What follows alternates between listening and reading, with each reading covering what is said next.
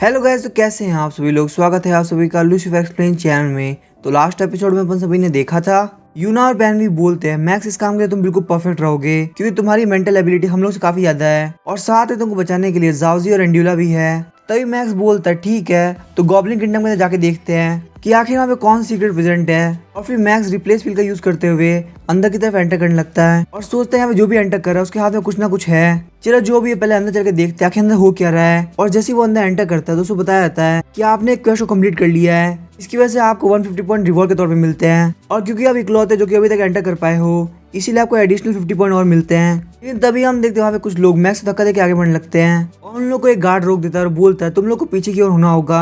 Max के analyse करने में पता चलता है कि ये एक टेंपल गार्ड है जो कि उसके पावर के लेवल 3 पे है। और हम देखते हैं वहाँ पे एक और गार्ड होता है जो कि किंगडम का गॉब्लिन गार्ड होता है और वो भी अपने लेवल 3 पे होता है पर उसकी स्ट्रेंथ काफी ज्यादा होती है। और ये जो गार्ड होते हैं वो प्रिंस के पर्सनल गार्ड है। और तभी हम देखते हैं वहाँ पे हूटर बजता है। टेंपल गार्ड और किंगडम गार्ड दोनों ही बोलने लगते हैं हमारे मैजेस्टी और रॉयल हाइनेस आ रहे हैं तो फटाफट से यहाँ की जगह खाली करो। मैक्स बोलते हैं यहाँ पे कर्टन्स लगे हुए हैं इसीलिए मैं उनके सिस्टम को सही से देख नहीं पा रहा, नहीं तो मुझे पता चल जाता कि आखिर इन लोगों की मैजेस्टी कितने पावरफुल है। और तभी मैक्स के सामने एक और क्वेस्ट आती है और वो ये होती है कि उसे गॉब्लिन किंगडम को डिस्ट्रॉय करना है क्योंकि गॉब्लिन एक एविल रेस है तो वो यहाँ के लोगों की काफी ज्यादा प्रॉब्लम कर रही है। और आप जितने दिन यहाँ पे रहेंगे उतना ज्यादा आपके पॉइंट इंक्रीज होंगे और जैसे ही आप यहाँ पे और भी कोई प्रॉब्लम खड़ी करते हैं तो आपके पॉइंट और ज्यादा इंक्रीज होंगे और ये सारे पॉइंट आपको कंट्रीब्यूशन के हिसाब से मिलेंगे। तो अभी आपके कंट्रीब्यूशन 0% है। अभी हम देखते हैं स्क्वाड्रन के अंदर से कोई देखता है और मैक्स को देख के काफी डर जाता है। मैक्स सोचता है कहीं उसने मेरी आइडेंटिटी को चेक तो नहीं कर लिया। पता नहीं क्यों मुझे फील हुआ कि उस कर्टन के अंदर से मुझे किसी ने देखा। मेरी जो ये पिल है वो सिर्फ लेवल 5 तक को धोखा दे सकती है, कहीं ऐसा तो नहीं कि ये लोग लेवल 5 से भी आगे है। और तभी वो एक गार्ड से टकरा जाता है और वो गार्ड उसको उठा के किंगडम से बाहर फेंक देता है। बाद जाउजी काफी ज्यादा गुस्सा होती है और बोलती है मैं उन लोगों को बिल्कुल नहीं छोड़ूंगी। और एंड्यूला बोल रही थी सिस्टर जाउजी प्लीज गुस्सा मत करो, अगर आप हमें गुस्सा करके अटैक करती हो तो हमारे लिए काफी बड़ी प्रॉब्लम हो जाएगी। मैक्स बोलता है जाउजी मैं जानता तुम काफी ज्यादा गुस्सा हो लेकिन एंड्यूला भी बिल्कुल सही कह रही है, हमें यहाँ पे शांत होना होगा। और फिर हम देखते हैं लोग गॉब्लिन किंगडम से थोड़ा दूर आ गए होते हैं। एंड्यूला बोलते तुम अभी क्यों गुस्सा कर रही हो, मैंने यहाँ पे तुम्हारा अच्छा सोचा और तुम मेरे ऊपर ही भड़क रही हो। तुम्हें क्या लग रहा है मैं मैक्स को तुमसे छीन लूंगी, पर मुझे एक ह्यूमन बीइंग का ऑर्डर सुनने में कोई इंटरेस्ट नहीं है, मुझे बस यहाँ पे फ्रीडम चाहिए। और जाओ तुम बिल्कुल होपलेस हो, आखिर तुम एक ह्यूमन बीइंग को इतना पसंद कैसे कर सकती हो। अभी हम देखते हैं जाओ उसके ऊपर अटैक करने लगती है और एंड्यूला उसके अटैक को बार बार डॉज कर रही होती है और बोलती है लगता है तुम ऐसा नहीं मानोगी, लगता है मुझे मेरी पावर को दिखाना होगा। और हम इससे पहले जाउजी अटैक करती एंड्यूला अपनी रिकवरी स्किल को यूज कर लेती है और बोलती है अगर तुम अपने बॉस लेवल की स्किल को यूज नहीं करोगी तो तुम मुझे यहाँ पे 1% भी मार नहीं सकती। और तभी हम देखते जाउजी अपने बॉस लेवल की स्किल को यूज करने लगती है। ये देख के मैक्स काफी शॉक हो जाता है और जाउजी को अपने पास बुला लेता है और जाउजी को बोलता तुम बिल्कुल भी बॉस स्किल का यूज अपने साथी के ऊपर नहीं कर सकती, तुम और एंड्यूला दोनों ही मेरे पार्टनर्स हो, तुम में से कोई भी इंजर्ड होगा मुझे काफी बुरा लगेगा। तुम्हें तो पता ही ना एंड्यूला ऐसी है, उसका गुस्सा काफी बेकार है, वो हर छोटी बात पे लड़ने लगती है। तो जाओ तुम्हें यहाँ पे काफी शांत रहना होगा। और तभी एंड्यूला बोलते अगर तुम्हें मेरे बारे में कुछ बुरा बोलना है तो यहाँ थोड़ा दूर जाके बोलो क्यों मुझे यहाँ पे सब कुछ सुनाई दे रहा है। और मैक्स सोच रहा था जाउजी अब काफी ज्यादा कमजोर है, अगर उसने यहाँ पे लेवल अप नहीं किया तो उसके लिए आगे फाइट करना काफी ज्यादा मुश्किल हो जाएगा। क्योंकि आज मैंने देखा एंड्यूला जाउजी को काफी भारी पड़ रही थी, इतनी पावर के हिसाब से वो एक भी किंगडम गार्ड को नहीं हरा पाएगी। मुझे जल्द से जल्द स्पाइडर रैली को ढूंढ के जाउजी को यहाँ पे लेवल अप कराना होगा। तो चलो देखते हैं कि जाउजी को कहाँ लेवल अप कराया जा सकता है। जाउजी की मेन एबिलिटी स्ट्रेंथ और एजिलिटी है। और फिर हम देखते हैं मैक्स पावर ऑफ फेथ को चुनता है जिसके अंदर बताया था कि स्पाइडर मोस्ट अपने रूट को चेंज करने वाली है और उसका जो पूरा ब्लड लाइन है वो होली ब्लड लाइन में चेंज हो जाएगा। तो जितना ज्यादा उसका फेथ बढ़ेगा उतना ज्यादा उसको अपग्रेड करने की लिमिट भी बढ़ जाएगी और अपग्रेड करने का ये रास्ता काफी मुश्किल होता है, तो आपको इसको सोच समझ के चूज करना होगा। मैक्स सोचता है ये बात तो काफी खतरनाक हो सकती है लेकिन एंशिएंट गॉड गेम के अंदर यही तरीका चलता है, जितना ज्यादा रिस्क होगा उतना ज्यादा रिवॉर्ड होगा।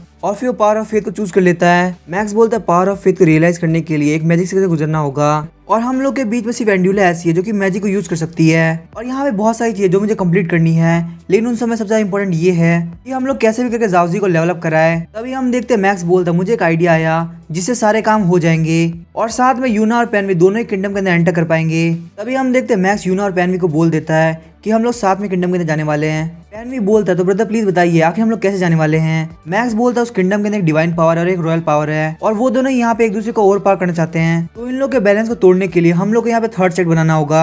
आगे मैक्स बोलता है क्योंकि वो दोनों ही साथ में नहीं है इसीलिए थर्ड सेट बनाने के बाद उन लोग को अंदर तोड़ना काफी आसान होगा। तो यहाँ पे जाओजी हमारे सारे बाहर के काम संभालेगी और जो एंड्यूला होगी वो हमारे सेट की मेन कोर होगी। तभी एंड्यूला बोलने लगती है आखिर तुम्हारे कहने का मतलब क्या है, साथ ही में अगर इस सेट की मेन कोर मैं हूँ तो आखिर इस सेट का नाम होली स्पाइडर कल्ट रिजल्ट क्यों है। तभी मैक्स एंड्यूला का हाथ पकड़ लेता है और बोलता है तुम्हें इतनी जल्दी परेशान होने की जरूरत नहीं, ये तुम्हारे लिए काफी फायदेमंद रहेगा। ऐसे भी तुम्हें गॉब्लिन से काफी परेशान किया है, तो ये बार ये तुम्हारी रिवेंज की, और क्योंकि यहाँ पे जाओजी फेस होगी तो इसीलिए तुम्हारे ऊपर कोई भी खतरा नहीं आएगा। एंड्यूला शर्माते हुए बोलते हैं तुम्हारे कहने का मतलब क्या है। मैक्स बोलता है सोचो, जो गॉब्लिन हमारे सेट के अंदर आ जाएंगे तुम उनको जितना चाहे उतना मार सकती हो और वो तुम्हें कुछ भी नहीं बोलेंगे।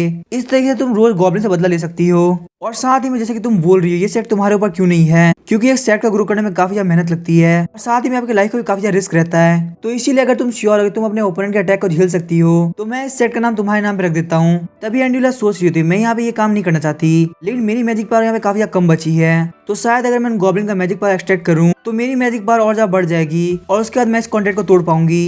लेकिन पता नहीं क्यों मुझे अभी मैक्स के ऊपर भरोसा नहीं हो रहा, और जब मैक्स उसको एनालाइज करता है तो उसे पता चलता है कि ये यहाँ पे आपकी बातों की वजह से नहीं मान रही, बल्कि इसको फ्रीडम काफी पसंद है, इसीलिए ये इस कॉन्ट्रैक्ट से फ्री होना चाहती है। तभी हम देखते हैं एंड्यूला हाँ कर देती है और बोलती है मुझे भी उन गॉब्लिन्स को मारने में काफी मजा आएगा, तो इसीलिए मैं ये काम करने के लिए तैयार हूँ। और साथ ही में वो सोच रही होती है एक बार मेरी मैजिक पावर बढ़ गई तो मैं इस कॉन्ट्रैक्ट को तोड़ दूंगी। मैक्स सोचता है जाओजी के ऊपर एंड्यूला जितना भरोसा नहीं किया था, लेकिन मुझे यहाँ पे इतना टेंशन लेने की जरूरत नहीं, क्योंकि एंड्यूला भले कितनी पावरफुल क्यों ना हो जाए वो यहाँ पे एंशिएंट गॉड के मैजिक को नहीं तोड़ सकती।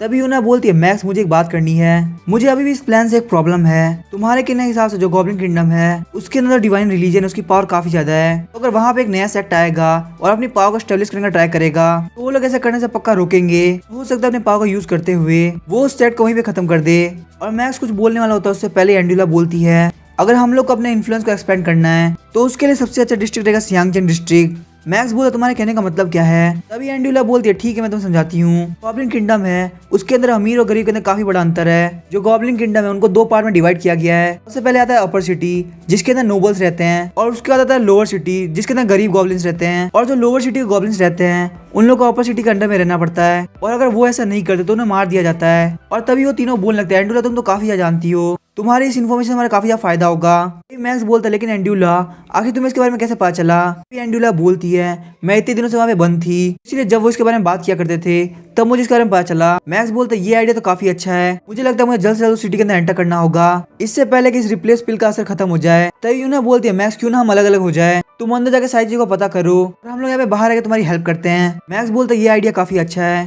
तभी उन्हें बोलती मैं तुम्हारे पे रोज ध्यान रखूंगी, जैसे ही मुझे लगेगा कि वहाँ पे कुछ चेंज हुआ है तो हम भी वहाँ पे एंटर हो जाएंगे। और तभी हम देखते हैं मैक्स वापस से गॉब्लिन किंगडम के अंदर आ गया होता है और बोलता है मैं यहाँ पे काफी देर से चल रहा हूँ, लेकिन मुझे अभी तक नहीं पता चला कि आखिर लोअर सिटी में कैसे जाना है। तभी हम देखते हैं एंड्यूला बोलने लगती है मैं इसमें तुम्हें बिल्कुल भी हेल्प नहीं कर सकती, क्योंकि मुझे नहीं पता जियांगसेंग डिस्ट्रिक्ट कहाँ पे है। और चलो ठीक है मैं काफी ज्यादा थक चुकी हूँ, जब भी तुम्हें जियांगसेंग डिस्ट्रिक्ट मिल जाए तो तुम मुझे उठा देना, उसके बाद ये ट्रू गॉड अपना इन्फ्लुएंस चालू करेगी। मैक्स सोचता है एंड्यूला से हम ज्यादा कुछ उम्मीद नहीं कर सकते। तभी हम देखते हैं जाओजी बोलती है कि मैं यहाँ पे उन लोगों को स्मेल कर सकती हूँ। मैक्स बोलता है अगर ऐसी बात है तो चलो हम लोग उस तरफ चलते हैं। मैक्स बताता है जाओजी की बात सुनते हुए मैं जियांगसेंग सिटी तक पहुंच गया। टाइम के साथ वो जर्नी काफी डिफिकल्ट होती गई, क्योंकि लोअर सिटी के एंट्रेंस तक पहुंचने में मुझे कम से कम 1 घंटा लगा। मैक्स सोच रहा होता जैसे कि एंड्यूला ने बोला था यहाँ पे सब कुछ वैसे ही चल रहा है, इन सारे गॉब्लिन्स को खाना खाने के लिए बहुत ज्यादा माइनिंग करनी पड़ती है। और तभी वो देखते वहाँ पे काफी ज्यादा भीड़ होती है। मैक्स बोलता चलो वहाँ पे चल के देखते हैं आखिर वहाँ पे इतनी भीड़ क्यों है। और तभी हम देखते वहाँ पे एक बंदा एक बूढ़े गॉब्लिन को मार रहा होता है। बोलता है तू कमीने कहीं के, तू बिल्कुल भी काम नहीं करना चाहता, तुझे यहाँ पे खाना चाहिए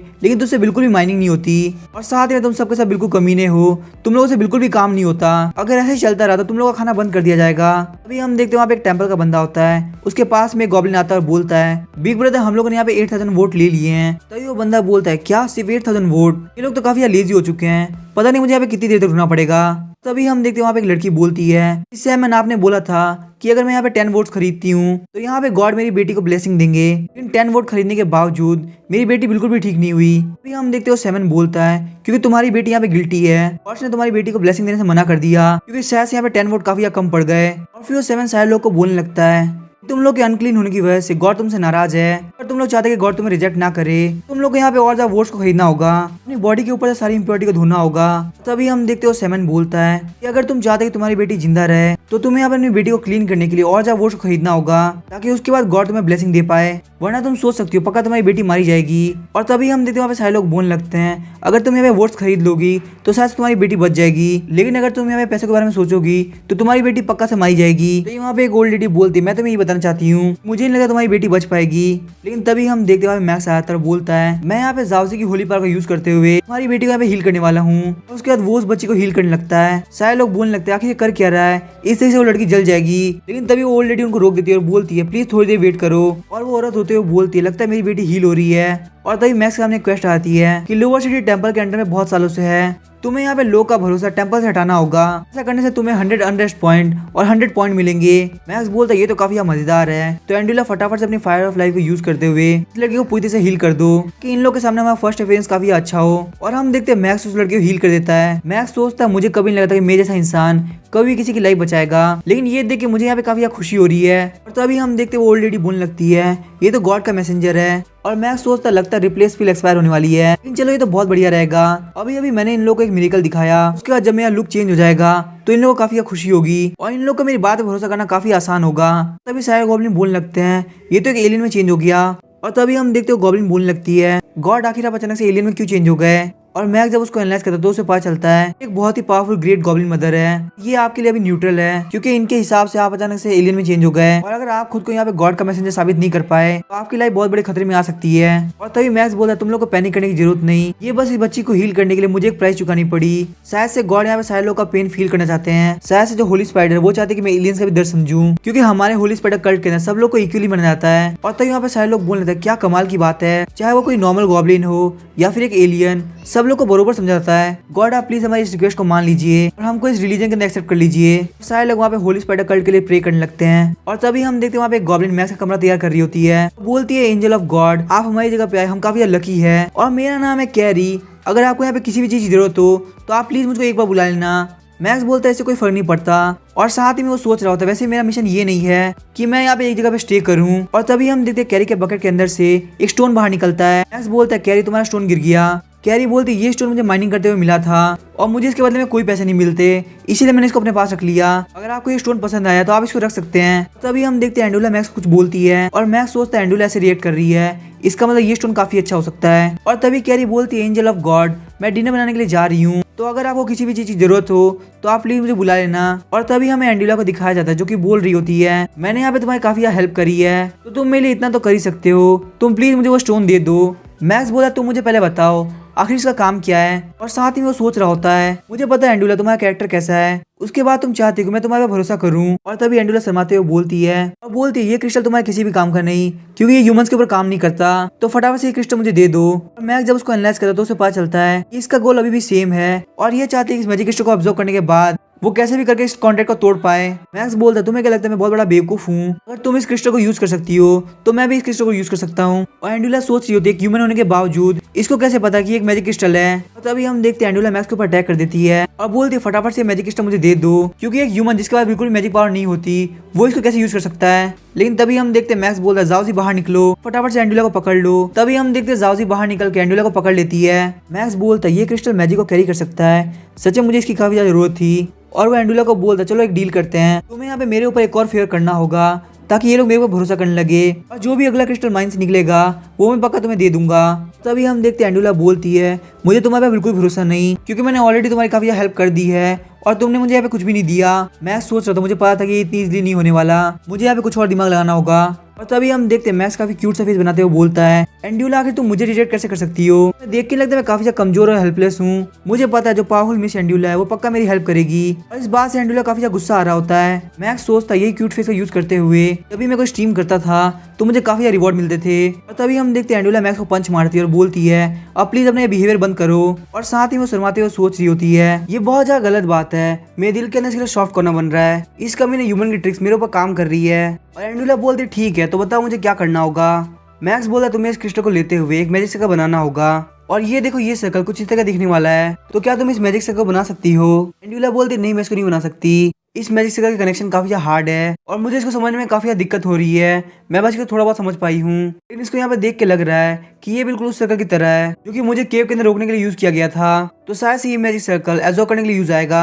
और मैक्स सोच रहा था जैसे कि मैंने सोचा था, क्योंकि इसको मैजिक काफी अच्छी तरह समझ में आता है, इसीलिए इसने बहुत जल्दी इस सर्कल को पहचान लिया। एंड्यूला बोलती मुझे नहीं पता कि तुम इसको कहाँ यूज करने वाले हो, लेकिन इस सर्कल को इस मैजिक क्रिस्टल सपोर्ट करना काफी मुश्किल होगा। तो मैं तुम्हें यहाँ पे एडवाइस देना चाहूंगी कि तुम इसके ऊपर जल्दी से जल्दी गिव अप कर दो। जो भी मैजिक सर्कल होता है उसका मीडियम काफी पावरफुल होना चाहिए। जैसे वो केव के अंदर मैजिक सर्कल था तो उसकी मीडियम मैं थी, क्योंकि हमारे रॉक लिजार्ड क्लैन के पास मैजिक को कैरी करने की पावर थी और ये एबिलिटी हमें काफी फायदा करती थी। इसी एबिलिटी की वजह से उन लोगों की नजर मेरे ऊपर चल गई और उन लोगों ने मेरा यूज वहाँ पे एब्जॉर्ब करने के लिए किया। और अगर तुम इतने से पावर के साथ एक मैजिक सर्कल बनाओगे तो मेरे हिसाब से आधा घंटा या 1 घंटा टिक पाएगा और उसके बाद मैजिक सर्कल वहीं पे फूट जाएगा और वहाँ पे कुछ नहीं बचेगा।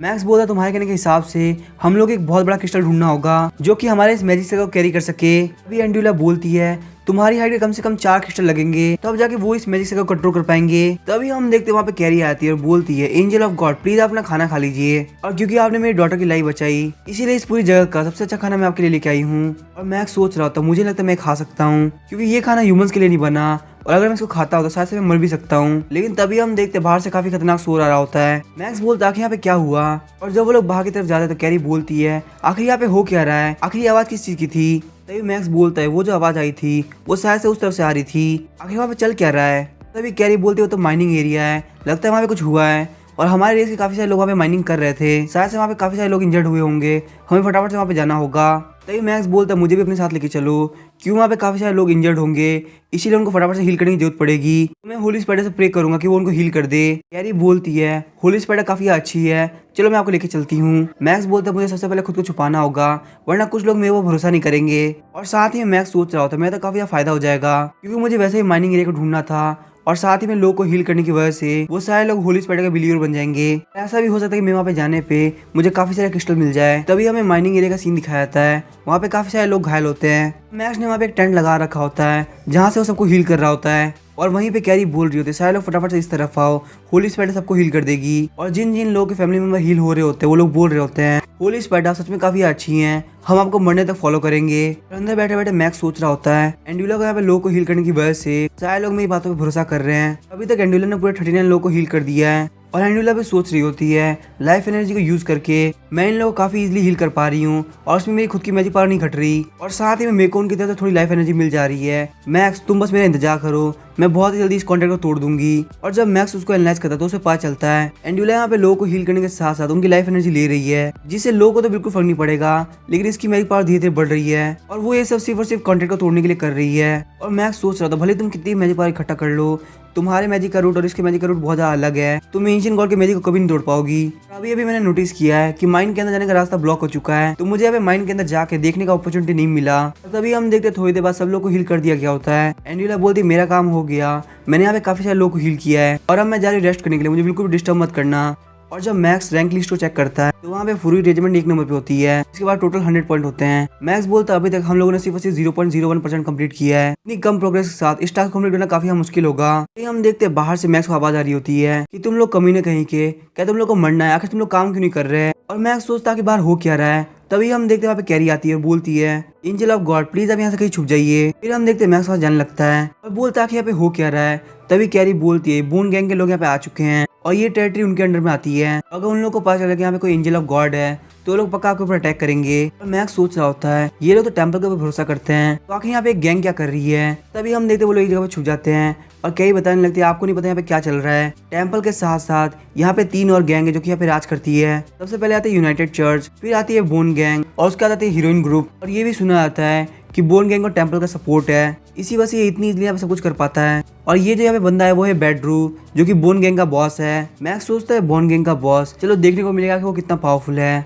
और हम देखते हैं बेडरू फूकते हुए आ रहा होता है। कैरी बोलती है आखिर वो यहाँ पे खुद से क्यों आया। और मैक्स सोच रहा था उसके हाथ में जो गाउटलेट है उसके अंदर वो ब्लू कलर की चीज वो मैजिक क्रिस्टल लग रही है। और तभी बेडरू एक बंदे का सर पकड़ लेता है। बंदा बोल रहा था प्लीज बॉस मुझे माफ कर दीजिए, मैं बहुत ही जल्दी इस माइन को साफ करा दूंगा। तभी हम देखते बेडरू बोलता है अगर माइन बंद रहेगी तो और बाहर कैसे निकलेगा, और अगर तुम हमें और नहीं दोगे तो आखिर हम ट्रिब्यूट कैसे पेश करेंगे। और तुम्हें पता है ट्रिब्यूट पेश ना करने पे क्या होगा, तुम सबकी प्रोटेक्शन यहाँ पे चली जाएगी। और तभी बेडरू अपने बंदे से पूछता है आखिर इन लोगों के पास कितना और खर्च होता है। बंदा बोलता है कम से कम 100 कार्ड्स। इस बात से बेडरू काफी गुस्सा होता है, बोलता है क्या इन यूजलेस लोग के लिए 100 कार्ड खर्च होता है। इस बात से मुझे काफी ज्यादा गुस्सा आ रहा है और वो सामने वाले बंदे का सर फोड़ देता है और ये सब देख वहाँ सारे गॉब्लिन काफी ज्यादा डर जाते हैं। मैक्स जब उस बेडरू को एनालाइज करता है तो उसे पता चलता है कि ये बंदा अपने लेवल 3 पे है, उसकी स्ट्रेंथ 30 है और जिस भी बंदे की वजह से इसका पैसा कम होगा ये हाथों हाथ उसको मार देगा। तो तुम्हें ये बात पता करनी है कि उसके पास इतने सारे क्रिस्टल क्या कर रहे हैं, तो तुम्हें कैसे भी करके उसको खुश करना होगा। मैक्स सोच रहा था इसको पैसे से काफी प्यार है और वो मैं देख भी सकता हूँ। सिर्फ और सिर्फ और के लिए इस बंदे ने उस गॉब्लिन को क्रश कर दिया। सच में जो भी लोग लोअर सिटी के अंदर रह रहे हैं वो काफी अनलकी है, लेकिन ये बात तो पक्का है कि इसको पता है कि मैजिक क्रिस्टल कहाँ से मिलेगा। मुझे कैसे भी करके इसको फॉलो करना होगा, नहीं तो मुझे नहीं पता चलेगा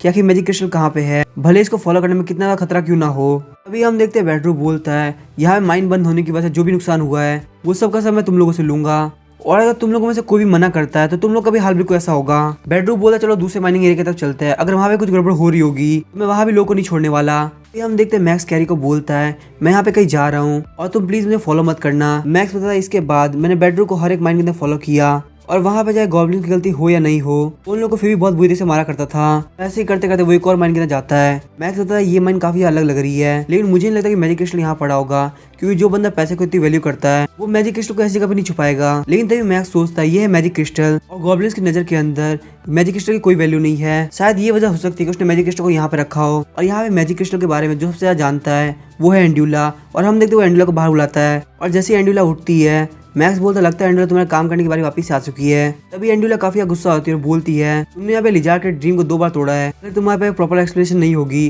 तो मैं तुम्हें जान से मार दूंगी। मैक्स बोलता मैंने तुम्हें फालतू में नहीं बुलाया, ये जो माइन है ये मैजिक क्रिस्टल माइन हो सकती है। तभी एंड्यूला बोलती है क्या मैजिक क्रिस्टल माइन, लेकिन आखिर ये कैसे हो सकती है, मैजिक क्रिस्टल काफी ज्यादा रेयर होते हैं। लेकिन साथ ही में एंड्यूला सोच रही होती है कि मुझे यहाँ पे मैजिक पावर तो फील हो रही है, चलो छोड़ो मुझे लगता है मुझे एक बार इसको चेक करना चाहिए। तभी हम देखते वो मैजिक क्रिस्टल को डिटेक्ट कर लेती है और मैक्स बोला तुम तो काफी कमाल की हो, तुमने यहाँ पे अंडरग्राउंड एरिया के सारे मैजिक क्रिस्टल को डिटेक्ट कर लिया। तभी एंड्यूला बोलती मुझे बिल्कुल भी अंडर एस्टिमेट मत करना, हम रॉक लीडर मैजिक का सेंस करने की एबिलिटी के साथ पैदा होते हैं। मैक्स सोचता वैसे मैंने सोचा था कि यहाँ पे काफी ज्यादा मैजिक क्रिस्टल होंगे और सच में देखो यहाँ पे बहुत सारे अवेलेबल है। एंड्यूला बोलती सच में लोग बहुत बड़े बेवकूफ है, इन लोग के पास में इतने सारे मैजिक क्रिस्टल है और इन लोग को बिल्कुल भी नहीं पता कि इसकी वैल्यू कितनी ज्यादा है। मैक्स सोचता जैसे कि डिस्क्रिप्शन में लिखा हुआ था मैजिक क्रिस्टल की हेल्प से जाओजी कॉम्बैट मैजिक को मास्टर कर सकती है और साथ ही मैजिक क्रिस्टल की हेल्प से बहुत सारे आर्मर बनाए जा सकते हैं। और अगर एंड्यूला हमारी बात ध्यान सुनती है तो हम लोग उसकी भी हेल्प करेंगे ताकि वो अपनी हीलिंग एबिलिटी को बढ़ा सके। तभी एंड्यूला बोलती भले ही जगह को माइन नहीं किया गया लेकिन फिर भी यहाँ पे सिर्फ 1 से 2 गॉब्लिन रहते हैं और अगर यहाँ पे गॉब्लिन की तादाद बढ़ गई तो हमारे लिए मैजिक क्रिस्टल ले जाना काफी मुश्किल होगा और मैं इन सारे मैजिक क्रिस्टल को ले जाना चाहती हूँ, लेकिन उसके लिए मेरी लाइफ बची हुई होनी चाहिए। और तभी मैक्स सोच रहा होता है एंड्यूला बिल्कुल सही बोल रही है, यहाँ से अंदर जाना मुश्किल नहीं है बल्कि मैजिक क्रिस्टल निकालना काफी मुश्किल है। यहाँ पे इतना ज्यादा काम अवेलेबल है कि लोगों को यहाँ पे बहुत जल्दी पता चल जाएगा कि हम लोग यहाँ पे माइनिंग कर रहे हैं, तो इसीलिए हम यहाँ पे कोई भी चीज सीक्रेटली नहीं कर सकते, हम लोग यहाँ पे टैक्टिक्स यूज करना होगा। तभी मैक्स बोलता है एंड्यूला तुम्हें होली स्पाइडर कल्ट के बारे में तो पता ही होगा, हम लोग यहाँ पे उसका यूज करने वाले हैं ताकि हम लोग इस मैजिक क्रिस्टल को ले सके। तभी एंड्यूला बोल दे तो क्या तुम हीलिंग मैजिक वापस से यूज करोगे ताकि तुम उन लोगों को यकीन दिला सको। तभी मैक्स बोला तुम्हें पता चलेगा कि ह्यूमंस कितने ज्यादा होशियार होते हैं। और जब मैं कैरी के घर से वापस लौट रहा था तब मैंने ध्यान दिया कि हम इस प्लान को कैसे करने वाले हैं और उसके बाद हमें नेक्स्ट डे का सीन दिखाया जाता है। कैरी बोल रही होती है एंजल ऑफ गॉड आप बिल्कुल भी टेंशन मत लो, आपकी बात सब लोगों को बता दूंगी और सारे लोग पक्का आपकी हेल्प करेंगे। तो हमें वापस से बोन गैंग का सीन दिखाया जाता है। वहाँ बेडरो का एक बंदा बोल रहा होता है माइन के अंदर सारे लोगों ने इस चीज को वर्शिप करना स्टार्ट कर दिया है, क्योंकि उनके कहने के हिसाब से वहाँ पे जितने भी लोग घायल होते हैं ये मूर्ति उनको हील कर देती है। तभी बेडरू बोलते तो काफी अमेजिंग है, मुझे दिखाओ कि वो मूर्ति कैसे दिखती है। हम देखते वो मूर्ति होती है जाओजी की। बेडरू बोलते तो टेंपल की तरफ से नहीं है, तो आखिर ये मूर्ति कौन से गॉड की है। तभी हम देखते वो बंदा बोलता है ये है होली स्पाइडर की मूर्ति, क्योंकि वो सारे कमजोर लोग और का यूज नहीं कर सकते थे, इसीलिए उन लोगों ने यहाँ पे क्ले का यूज करके ये मूर्ति बनाई है। तो बेडरू बोलता है कि सच में ये पेन को हटा सकता है और साथ ही में वो सोच रहा होता है ग्रेट 7 की इंजरी अभी तक हील नहीं हुई और जो टेंपल के सेवन है वो भी इस बारे में काफी चिंता कर रहे हैं। अगर ये चीज सच में काम करती है तो ये सेवन के लिए काफी बढ़िया रहेगा। और वो बंदा बोलता है वो सारे गॉब्लिन ये भी बोल रहे हैं कि यहाँ पे जितनी बड़ी मूर्ति होगी उतनी ज्यादा हीलिंग पावर अच्छी होगी, तो क्यों ना आप उन लोगों को थोड़ा और दे दे कि वो लोग यहाँ पे बहुत बड़ी मूर्ति बना सके। अगर इस मूर्ति की हेल्प से ग्रेट 7 हीरो आते हैं तो आप तो बहुत ज्यादा रिच हो जाएंगे। और तभी हम देखते बेडरू बोलता है हाँ ये बात तो बिल्कुल सही लग रही है। तभी बेडरू बोलता है तुमने मुझे काफी अच्छी इन्फॉर्मेशन दी है, तो मुझे बताओ कि तुम्हें क्या रिवॉर्ड चाहिए। वो बंदा बोलता है हाँ मुझे रिवॉर्ड चाहिए। तभी हम देखते बेडरू का गला काट देता है और बोलता है मैं तुम्हारे लिए काफी पोलाइट था लेकिन तुम मेरे लिए बिल्कुल भी पोलाइट नहीं थे, अरे तुम्हारी हिम्मत कैसे मेरे से पैसा मांगने की, ये सब मेरी अंकल की वेल्थ है ना कि तुम्हारी। तभी हम देखते बेडरूम माइन के अंदर आता है और बोलता है स्टैचू के लिए ये और बिल्कुल बढ़िया रहेगा, लेकिन इस और से स्टैचू बनाने की वजह से मेरा भी काफी लॉस हो सकता है। हाँ मुझे याद है, एक ऐसी चीज है जो कि हम लोग माइन के अंदर नहीं बनाते और साथ ही वो दिखने में भी काफी वैल्यूबल लगती है। और तभी हमें कैरी के घर का सीन दिखाया जाता है। मैक्स बोलता है क्या तुम्हारे कहने के हिसाब से बेडरूम ने ऑलरेडी लोगों को ब्लू माइन के अंदर इकट्ठा करना स्टार्ट कर दिया है। कैरी बोलती हाँ मुझे ये बात समझ में नहीं आ रही, आखिर अचानक से बेडरूम ने क्यों किया, क्यों वो माइन बिल्कुल वर्थलेस है। चलिए एंजल ऑफ गॉड मैं भी चलती हूँ, क्यों मुझे भी इस माइन के अंदर पार्टिसिपेट करना है। और मैक्स सोच रहा था लगता है मैंने कैरी के थ्रू जो र्यूमर फैलाए थे वो यहाँ पे काफी अच्छे से काम कर रहे हैं। फिर हमें 10 दिन बाद टेम्पल का सीन दिखाया जाता है। वहाँ पे एक टेम्पल का सेवन काफी ज्यादा शॉक होता है। बोलते तुम्हारे कहने के हिसाब से तुम मुझे सरप्राइज देने वाले थे। बेडरूम बोलते मैं हमेशा से लोअर सिटी के अंदर रहा हूँ तो इसीलिए मैं आपको यहाँ पे एक गिफ्ट देना चाहता हूँ जो कि आपको यहाँ पे काफी ज्यादा फायदा करेगा। तो वो सेवन बोला तुम्हें क्या लगता है, मैं तुम्हें इस चीज के लिए बहुत ज्यादा बढ़ावा दूंगा अगर मान लो मैं इस चीज को टेम्पल के अंदर भेज भी देता हूँ तो भी ग्रेट सेवन इस मूर्ति की पूजा करेंगे। तभी बेडरूम बोलता आप समझ नहीं रहे, माइन के अंदर जो बड़ा सा हादसा हुआ था इस मूर्ति की वजह से हादसे के अंदर इंजर्ड हुए सारे लोग हील हो गए, तो एक बार ट्राई करने में कुछ भी बुरा नहीं है। और हम देखते वो वहाँ पे 3 इंजर्ड गॉब्लिन को लेके आया होता है और बोलता फटाफट से अपने घुटनों पे आ जाओ और इस होली स्पाइडर को बोलो कि तुमको हील करे। हम देखते वो तीनों ही अपने घुटनों पे आते और बोलते हैं होली स्पाइडर प्लीज हमें हील कर दीजिए। तभी हम देखते वहाँ पे कुछ भी नहीं हो रहा होता और तभी सेवन बोलता है तुम क्या कहना चाहते हो, यहाँ पे इस होली स्पाइडर ने कुछ भी नहीं किया। और तभी बेडरूम बोलता है सेवन प्लीज मुझे माफ कर दीजिए, मुझे लगता है ये कोई मिसअंडरस्टैंडिंग है। तभी सेवन बोलते हैं यहाँ से निकल जाओ, मैं तुम्हारी वजह से पूरे टेम्पल के सामने मजाक नहीं बनना चाहता और आज के बाद कभी मेरे सामने ऐसी चीज लेके मत आना। हम देखते बेडरूम सारे इंजर्ड लोगों को मार रहा होता है और बोलते तुम कमीनों की वजह से आज मैं मरते मरते बचा हूँ। सेवन मेरे को काफी गुस्सा हो गए थे, तुम्हें नहीं पता बिग सेवन के सपोर्ट के बिना मैं अपनी पोजीशन को मेंटेन नहीं कर पाऊंगा और साथ ही मेरी वेल्थ भी मेरे हाथ से चली जाएगी। तभी हम देखते वहाँ पे कोई बोलता है अगर टेम्पल तुम्हें छोड़ रहा है तो क्यों ना तुम मेरे साथ आ जाओ। और हम देखते वो कोई और नहीं बल्कि मैक्स होता है। और तभी बेडरूम बोलता है कि यहाँ पे एलियन क्या कर रहा है, मुझे लगता है बिग सेवन तुमको देखे काफी इंटरेस्टेड होंगे, जाओ फटाफट से उस एलियन को पकड़ के लाओ कि हम सेवन से गिफ्ट पा सके। हम देखते हैं मैक्स एंडुला के पावर को रिलीज करता है, बोलता है मैं होली स्पाइडर कल्ट का एंजल हूँ, आखिर तुम लोग की हिम्मत कैसे मेरे सामने रूट बिहेव करने की। होली स्पाइडर लोगों को हील भी कर सकती है और उन लोगों को डिमोनिक फ्लेम की हेल्प से जला भी सकती है। और हम देखते वहाँ पे सारे इंजर्ड लोग बोल रहे होते हैं देखो ये तो होली स्पाइडर है, मतलब ये रूमर पूरी तरह से सच है। हम देखते ये देख के बेडरूम काफी ज्यादा शॉक होता है और मैक्स जब उसको एनालाइज करता है तो उसे पता चलता है कि तुम्हारे पावर को शो करने की वजह से बेडरूम काफी ज्यादा शॉक है, अगर तुम इसको बहुत ज्यादा बेनिफिट दोगे तो शायद ही तुम्हारी बात सुन सकता है, वरना बिग सेवन को नाराज करने की वजह से ये तुम्हारे पर अटैक भी कर सकता है। तभी मैक्स बोलता है बिग सेवन तुम्हारे ऊपर नाराज है क्योंकि तुम काफी ज्यादा कमजोर हो, उनके सामने हमेशा झुकते हो और अगर तुम्हारे पास ज्यादा वेल्थ रहेगी तो तुम्हें उनके बारे में सोचने की जरूरत नहीं पड़ेगी। पुलिस बेटर तुम्हारे सारे ड्रीम को कंप्लीट कर सकती है अगर तुम मेरे साथ देने को तैयार हो तो। और बेडरूम सोच रहा होता है मुझे यहाँ पे क्या चाहिए, आखिर उसको कैसे पता कि वो सच में गॉड का एंजल है। तो ये बेडरूम बोलता है एंजल ऑफ गॉड, मैं ज्यादा भरोसा नहीं करता, तुमने जो भी वेल्थ वाली बात करी आखिर उसका मतलब क्या था। मैक्स बोलता है माइनिंग एरिया के अंदर जितने भी गॉब्लिन है वो सब मेरे ऊपर काफी ज्यादा भरोसा करते हैं, तो मेरे पास में बहुत सारे तरीके हैं कि वो तुम्हारे लिए बहुत ज्यादा मेहनत करना स्टार्ट कर देंगे और साथ ही में कुछ तरीके ऐसे भी हैं जिससे वो तुम्हारा काम पूरी तरह से छोड़ देंगे। तभी मैक्स बोला सिर्फ सिंपल बातों से फर्क नहीं पड़ेगा, मुझे अपने बातों के अंदर इसके लिए खतरा भी लाना होगा। बेडरूम बोला तुम्हारे कहने का मतलब क्या है, अगर मेरे सामने एक ही बंदा रिबेल करेगा तो मैं उसे मार दूंगा और चाहे 2 बंदे करेंगे तो मैं उसे भी मार दूंगा। मैक्स बोलता है तुम्हारे कहने के हिसाब से 1 या 2, अगर तुम्हारे सामने सारे गॉब्लिन खड़े हो जाएंगे तो तुम क्या करोगे। और हम देखते हैं मैक्स के पीछे सारे गॉब्लिन आगे होते हैं। बेडरूम बोला तुम्हारी हिम्मत कैसे मुझे धमकी देने की। मैक्स बोलता है मैं तो तुम्हारा फ्रेंड बनना चाहता हूँ लेकिन तुम इसको धमकी मान रहे हो। बेडरूम सोच रहा होता है इसको ऑलरेडी पता है कि मैं सब लोग को नहीं मार सकता वरना मेरे एरिया की माइनिंग काफी कम हो जाएगी, इससे बिग सेवन मेरे ऊपर काफी ज्यादा नाराज हो जाएंगे। बेडरूम बोलता है ठीक है हम दोनों दोस्त हैं, तो तुम मेरी वेल्थ बनाने में हेल्प करोगे, मैं तुम्हारे लिए कुछ भी करने के लिए तैयार हूँ। मैक्स सोच रहा होता है ये बंदा कैलकुलेशन करने में काफी अच्छा है लेकिन पता नहीं इसने कैलकुलेशन के अंदर अपनी लाइफ को चुना या नहीं। मैक्स बोलता अगर तुम चाहते हो कि मैं तुम्हें अपना फ्रेंड मानूं तो तुम्हें सबसे पहले सिंसियरिटी को पेश करना होगा, तुम्हें स्टैचू को माइंड के बाहर लगाना होगा। तभी मैक्स बोलता है मैं होली स्पाइडर का एक एंजल हूँ, तुम्हें क्या लगता है होली स्पाइडर के स्टैचू को मैं वहाँ पे लगाने के लिए क्यों बोलूंगा। मैक्स सोचता है जाओजी को और ज्यादा स्ट्रॉन्ग बनना होगा और जितना ज्यादा इन लोगों की फेथ बढ़ेगी उतना ज्यादा जाओजी पावरफुल होगी। बेडरूम सोच रहा होता है मुझे इसके बाद पूरी तरह से भरोसा नहीं है लेकिन जब तक ये स्टैचू मेरी टेरिटरी के अंदर है तो टेंशन लेने की जरूरत नहीं। बेडरूम बोलता है मुझे लगता है इतनी बड़ी प्रॉब्लम होगी, मैं अपने बंदों को भी बोलता हूँ वो लोग अभी स्टैचू को वहाँ पे रख देंगे। मैक्स बोलता है इतनी जल्दी करने की जरूरत नहीं, सबसे पहले हमें यहाँ पे एक ऑल्टर बनाना होगा यहाँ पे हम इस मूर्ति को रख सके। साथ ही में वो सोच रहा होता है मुझे लगता है अभी तक एंडुला ने मैजिक का बनाया होगा और जब तक वो मैजिक का कंप्लीट नहीं होता तब इस स्टैचू को वहाँ पे जाने का कोई मतलब नहीं है। फिर हमें माइनिंग एरिया का नेक्स्ट डे का सीन दिखाया जाता है, वहाँ पे सारे गॉब्लिन माइनिंग करने के लिए जा रहे होते हैं। तभी एक गॉब्लिन काफी शौक हुआ था और बोलता है वो देखो वहाँ पे होली स्पाइडर की इतनी बड़ी मूर्ति है, आखिर अचानक से होली स्पाइडर की इतनी बड़ी मूर्ति यहाँ पे अपीयर कैसे हुई, तो फटाफट साइड में हट जाओ मुझे इनसे प्रे करना है। मैक्स सोचता लगता है यहाँ पे लोगों ने काम करना स्टार्ट कर दिया है, तो वो लोग वहाँ पे ऑल्टर बना रहे थे तो एंडुला ने टाइम का फायदा उठाते हुए यहाँ पे एक मैजिकल ड्रॉ कर दिया और इस सर्कल के अंदर जितनी भी ग्रोथ होगी वो सब जाओजी को नेक्स्ट 10 डे के बाद मिलेगी। जाओजी को कम से कम 10 डेज तो इंतजार करना पड़ेगा। बेडरूम बोलते हैं यहाँ पे सारे लोगों ने इनकी वर्शिप करना स्टार्ट कर दिया है तो इसका मतलब मेरा काम आज से डबल होने लगेगा। मैक्स बोलता है इतना जल्दी करने की जरूरत नहीं, यहाँ पे सारी चीजों को पेशेंस की जरूरत होती है। तभी हमें 7 डे का सीन दिखाया जाता है। बेडरूम मैक्स को बोलता है मेरे बंदों ने भी इसकी वर्शिप करना स्टार्ट कर दिया है लेकिन फिर भी इन लोगों की माइनिंग नहीं बढ़ी बल्कि बहुत ज्यादा घट चुकी है, क्या इसका मतलब ये है कि तुम मुझसे झूठ बोल रहे थे? हम देखते हैं उस स्टैचू का फेथ 18% हो गया होता है। मैक्स बताता है माइनिंग का जो डिक्रीज हुआ है वो असलियत में एक इल्यूजन है, तुम्हें बहुत ही जल्दी एक बहुत बड़ा इंक्रीज दिखेगा। यहाँ पे जब माइनर्स है वो काफी लेट आते हैं और वो लोग वर्षी भी ज्यादा देर तक नहीं करते। मुझे एक बात है, हम लोगों ने काफी देर तक वेट कर लिया, तो क्या सिर्फ थोड़े टाइम के लिए तुम अपना काम खराब करना चाहते हो? मुझे यहाँ पे सिर्फ 3 दिन और दे दो,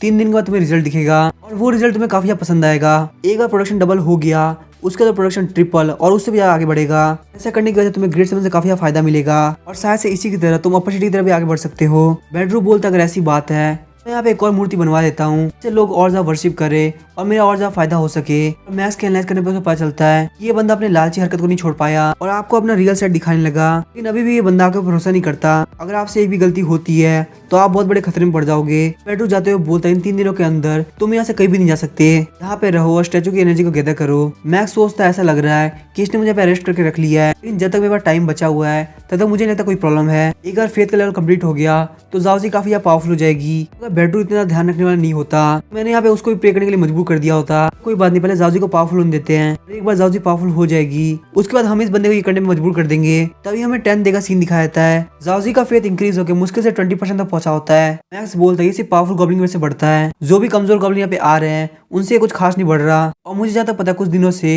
बोन गैंग के बंदे यहाँ पे आना बंद कर दिया है। इसका मतलब ये है कि बेडरूम ने उन लोग को मना किया है वो लोग यहाँ पे आके प्रे ना करे। हम देखते हैं बेडरूम आता बोलता है एलियन गैंग के तुमने हमको धोखा दिया है। यहाँ पे 10th डे हो चुका है लेकिन अभी तक कोई भी इंक्रीज नहीं आया है, तो तेरे को पहले ही भरोसा नहीं करना चाहिए था। अब आ रही है तेरे को यहाँ पे खत्म करने की। मैक्स बोलता है इसमें मेरी कोई गलती नहीं है, तुमने अपने बंदों को ऑलरेडी यहाँ पे आने से मना कर दिया है। और मैं तुम्हें क्लियरली बता दूं कि यहाँ पे कोई इंक्रीज इसलिए नहीं आया कि जितनी फेथ इस स्टैचू को चाहिए थी उतनी फेथ तुम लोग की तरफ से इसको नहीं मिली। बेडरूम बोलता है तुम्हें क्या लगता है मैं बेवकूफ हूँ? इस स्टैचू ने ऑलरेडी बहुत ज्यादा एनर्जी गैदर कर ली है, अगर इसको इफेक्ट दिखाना होता तो इन 10 दिनों में दिखा दिया होता।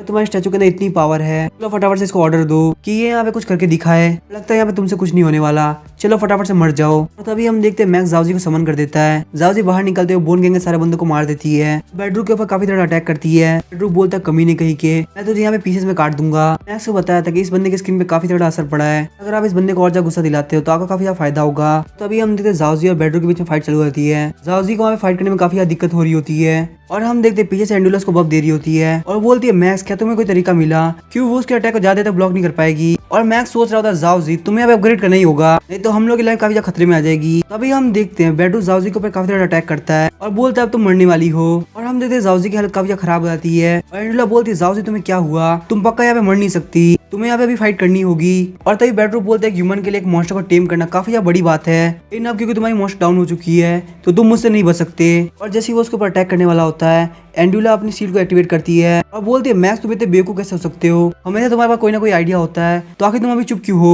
और तभी हम देखते हैं मैक्स वहाँ पे एक्सटेसी का यूज करता है जिसकी हेल्प से वो सामने वाले बंदे को 1 मिनट के लिए हिप्नोटाइज कर सकता है। और मैक्स बेडरूम को बोला तुम अपने घुटनों पे आ जाओ और जाओजी के सामने प्रे करो। और बेडरूम सोच रहा होता है कि मेरे साथ हो क्या रहा है, लेकिन फिर भी वो घुटनों पे आ जाता है। और हम देखते हैं बेडरूम के घुटनों पे आते ही जाओजी के फेथ पॉइंट 25% हो जाते हैं। मैक्स बोला तुम बोन गैंग के बॉस होने के लायक हो, तुम्हारे घुटनों पे आते फेथ पॉइंट काफी बढ़ गए। बेडरूम बोलता है तुमने मेरे साथ क्या किया, मैं अपनी बॉडी को मूव क्यों नहीं कर पा रहा। मैक्स बोला तुम मुझसे जानना चाहते हो कि मैंने तुम्हारे साथ क्या किया, वो तो सिर्फ तुम्हें तभी पता चलेगा जब तुम यहाँ पे मर जाओगे। और तभी हम देखते हैं बेडरूम मैक्स के ऊपर अटैक करने के लिए आगे बढ़ता है। जाओजी अपने वेब से उसके ऊपर अटैक करती है और हमें दिखाया जाता है कि जाओजी पूरी से हील हो चुकी है क्योंकि एंडुला ने उसे हील कर दिया है। और तभी मैक्स को बताया जाता है कि जाओजी अब लेवल 2 पे आ चुकी है और उसकी एजिलिटी भी 26 हो चुकी है और लेवल 2 पे होने की वजह से उसने स्पाइडर वेब नाम का नया अटैक सीखा है। तभी बेडरूम बोलता है मास्टर और सर्वेंट के बीच में काफी अच्छा रिश्ता है तो क्यों ना पहले मैं स्पाइडर को खत्म करूं। मैक्स बोला तुम अभी भी धोखे में जी रहे हो, तुम्हें नहीं पता यहाँ पे कौन किसको क्रश करने वाला है। जाओजी अब तुम तैयार हो जाओ, हम इसको यहाँ पे खत्म करने वाले हैं। और हम देखते जाओजी काफी स्पीड से उसकी तरफ घूमने लगती है और बेडरूम बोलता है तुम तेजी से घूमोगी तो क्या मैं तुम्हें पहचान नहीं पाऊंगा, ये सारी ट्रिक कमजोर के सामने यूज आती है